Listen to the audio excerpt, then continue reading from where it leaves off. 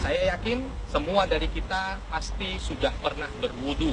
Akan tetapi kita mencoba di pagi hari ini untuk melihat bagaimana Rasul Shallallahu Alaihi Wasallam mengajarkan kepada kita umatnya tata cara wudu yang benar. Wudu tidak bisa disepelekan karena Rasul Shallallahu Alaihi Wasallam mengatakan la salata liman la wudu alah. Tidak ada salat bagi seseorang kalau seandainya dia tidak memiliki wudu. Maka wudu merupakan kunci untuk bisa mendapatkan sholat yang berkualitas. Agar sholat kita berkualitas, maka wudu kita pun harus wudu yang berkualitas. Yang pertama yang perlu diperhatikan ketika kita ingin berwudu adalah diawali dengan niat kita. Bahwa kita ingin melaksanakan aktivitas ibadah wudu. Karena Rasulullah SAW menegaskan, innamal a'malu binniyat. Segala sesuatu itu tergantung dari niat. Setelah kita berniat akan melaksanakan wudhu ikhlas lillahi ta'ala, maka yang kedua yang harus dikerjakan adalah membaca bismillah. Karena Rasulullah SAW menegaskan, la wudu'a liman lam yadhkur ismallah. Tidak disebut orang itu melakukan aktivitas wudhu kalau seandainya di awalnya tidak diawali dengan ucapan bismillah. Setelah bismillah, jangan lupa kita hidupkan keran ini dengan komposisi air yang tidak terlalu deras. Karena apa? Ditakutkan ketika kita buka keran itu dengan deras, itu mubazir. Lihat dulu kalau seandainya di anggota tubuh kita ini masih ada sesuatu, aksesoris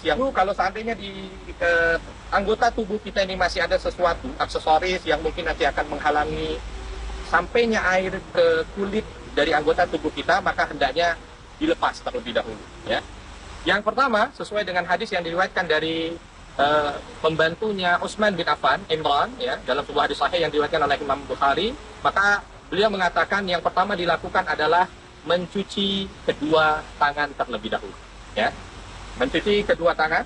Kita lihat bagaimana pertama setelah dibuka keran, lalu cuci kedua tangan. Dimulai dari tangan kanan dicuci, ya, lalu tangan kiri dicuci. Khalil baina asabi.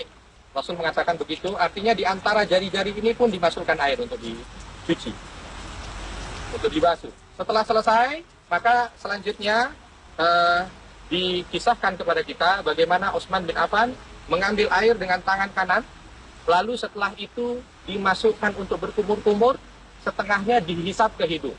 Madmadha tsummastansyaqa wastansar. Lalu setelah itu air yang ada di hidung ini dikeluarkan. Jadi perlu diingat, bukan air di hidung itu ditempel atau kita ambil air sedikit lalu kita tempelkan di hidung, tidak. Kita ambil dari tangan kanan kita air di sini, lalu setengahnya kita ambil untuk kumur, setengahnya kita hirup ke dalam. Ini yang dinamakan dengan istinsyak. Bahkan Rasul mengatakan baligh fil istinsyak. Dalam ketika kita menarik air ke dalam hidung ini, tolong ditarik dengan dalam. Illa fisyam, kecuali ketika kita berpuasa. Ya. Dan alhamdulillah secara kedokteran istinsyak pun memberikan dampak positif yang luar biasa. Ambil satu tangan dengan tangan kanan, ya.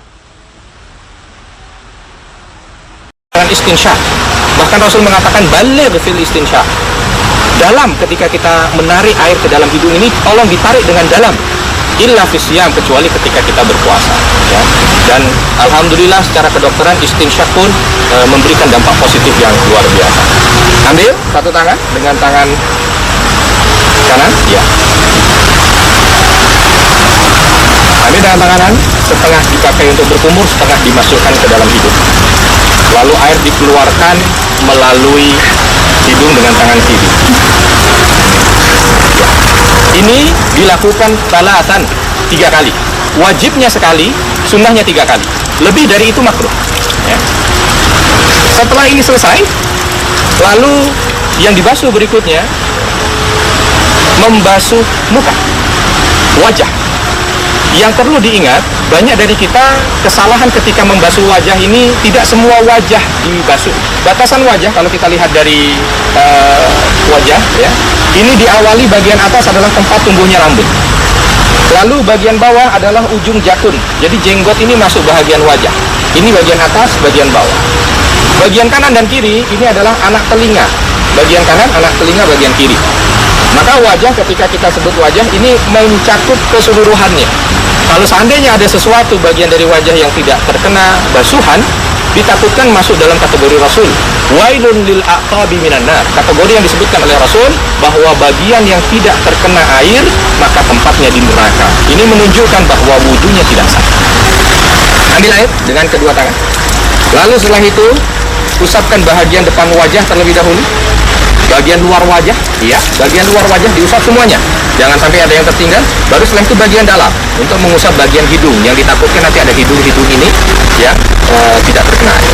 Diakhiri dengan jenggot. Kita lakukan juga salasan 3 kali. Jangan lebih dari itu, karena lebih dari itu makruh hukum. Setelah selesai dari wajah kita basuh secara keseluruhan dan sempurna, maka kita masuk bahagian wudhu berikutnya, yaitu kedua tangan. Allah Subhanahu wa taala menekankan bahagian tangan ini dengan batasan, ya. Ilal mirfaq, nih sampai di sini nih mirfaq. Sampai siku. Sampai siku. Jadi batasan tangan itu dari ujung jari sini sampai di siku, harus kena semuanya. Kalau ingin dilebihkan, bagus. Asbighil wudu, kata Nabi. Silakan sempurnakan dengan dilebihkan sedikit, tidak ada masalah. Ya. Dan yang perlu diperhatikan juga sela-sela jari. Jangan sampai kita membasuh tangan itu dalam keadaan seperti ini, yang ditakutkan nanti ada sela jari yang tidak terkena air. Kita basuh sampai dengan siku, lalu setelah itu dibalikkan kembali. Kanan 3 kali, kiri 3 kali. Ya. Sunnahnya, wajibnya 1 kali, 1 kali. Seperti yang kita lihat. Ya. Kanan, ya, dengan jari-jari semuanya dimasukkan, lalu ke atas terus sampai dengan siku, dilebihkan sedikit tidak mengapa, basahkan semua, lalu turun ke bawah lagi. Dilakukan hal yang sama, ya, sebanyak 3 kali untuk mengikuti sunnah yang disampaikan dari hadis Utsman bin Affan. Setelah tangan selesai, maka kita mengambil air sedikit untuk kita basahkan tangan kita, kita imsah atau kita usap kepala kita. Wamsahu biruusikum. Kalau kita lihat firman Allah Subhanahu wa taala dalam Al-Maidah, dan dijelaskan bagaimana dari hadis Abdullah bin Zaid dari riwayat Bukhari dan Muslim bahwa Rasul sallallahu alaihi wasallam itu ketika mengusapkan kepalanya, maka beliau sallallahu alaihi wasallam mengambil air dari tangannya, diusapkan fa'aqbala biyadaihi tsumma adbar. Ke belakang keseluruhan, lalu ke depan. Dengan sisa air yang ada di tangannya, beliau mengusap atau memegang telinganya. Diambil air, ya, seperti biasa tadi yang saya sampaikan, lalu dibuang sedikit airnya, diusap ke belakang, lalu ke depan kembali, dengan sisa air yang ada, mengusap telinga dari depan ke belakang. Ini hanya 1 kali saja, karena kalau kita lihat dari hadis yang diriwayatkan dari Maula Maula Uthman tadi, dari riwayat Bukhari dan Muslim, beliau mengatakan Rasul melaksanakan ini 1 kali saja. Setelah itu kaki, ya. Kaki ada beberapa hal yang perlu diperhatikan. Yang pertama, kaki ini batasannya dari ujung kaki, ujung jari sampai dengan mata kaki. Sampai dengan mata kaki tidak ada bagian yang tidak boleh ada bagian yang tidak terbasuh. Semua harus terbasuh. Kalau mau dilebihkan sedikit boleh. Dan yang perlu diperhatikan di kaki ini bahagian antara jari-jari. Maka Rasul Shallallahu Alaihi Wasallam itu memberikan isyarat kepada kita bagaimana beliau itu menyela jari-jarinya dengan jari tangan beliau. Agar apa? Semua air ketika kita membasuh kaki ini semuanya bisa terkena. Ya. Kanan 3 kali sunnahnya, kiri 3 kali. Kita lihat bagaimana. Ya. Jangan sampai celana kita mungkin nanti menghalangi mata kaki, jadi agak sedikit diangkat, ya, sampai setengah kaki. Ya. Lalu dilihat bahagian jari, bagian ini 3 kali, sebelah kanan 3 kali. Setelah sudah 3 kali, lakukan hal yang sama kepada kaki kiri kita, ya. Hal yang sama dari ujung depan jari sampai dengan mata kaki. Lalu di sela-sela jari itu jangan lupa, ini banyak sekali yang lupa atau mungkin karena terburu-buru dan lain sebagainya, sela-sela jari lupa untuk dibasuh. Setelah selesai jangan lupa di hadis yang diriwayatkan dari Utsman bin Affan ini beliau mengatakan ra'aitu Rasulullah sallallahu alaihi wasallam tawadda'a nahwa wudu'i hadza. Aku melihat Rasul sallallahu alaihi wasallam berwudu seperti aku wudu. Lalu beliau lanjutkan, lalu beliau menegaskan doa, bagaimana doa orang setelah berwudu, ya. Bagaimana dia harus menghadap ke kiblat. Setelah dia menghadap ke kiblat, dia mengangkat tangan dan berdoa dengan 2 kalimat syahadat. Asyhadu an la ilaha illallah wa anna Muhammadan abdullah wa rasuluh. Apa yang akan dia dapatkan? Futihalahu abwabul jannah as-samaniyah. Dibukakan baginya pintu-pintu surga.